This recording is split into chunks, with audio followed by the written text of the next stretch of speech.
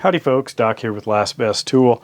When I was doing a review or a unboxing of these Knipex Raptors, I had a comment or question basically wondering would they work as a battery terminal tool.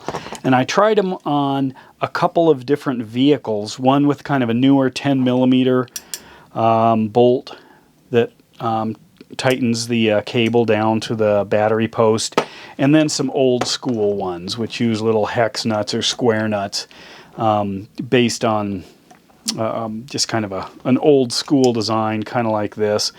I tried these. Did they work? No. A couple of reasons. One is this is a pretty big space here. It's designed for a lot of stress, way more than a battery, so it gave very little rotational motion when it would grab a nut because something would get in the way. Because remember, this sits really close to the top of the battery. I don't know, let me grab a battery. Ugh, these are heavy. All right, oops, here's an RV battery. So basically this thing here, when it's on, let me move it I guess into this side. When it's on, you have very little, it's a little tight here, very little space to work with. I'm just going to do it like that, give you an idea. And when you're grabbing this, if I can get it down on there, when you're grabbing it, you tend to hit the battery. So these do not work as terminal tools. In a pinch, you might be able to crush this and twist it, but not that good. I tried plier wrenches. The plier wrenches work on the 10mm okay, but again, they get in the way, especially if you've got a, move this closer here, especially if you've got a, you know, a tight area, an engine bay where you're banging up against the frame or something like that. I compared these two. Here's kind of my go-to. These are an old pair of Bluebird 25s. They've been my terminal pliers forever. I did pick up this pair of vintage Snap-on just for fun. This is actually a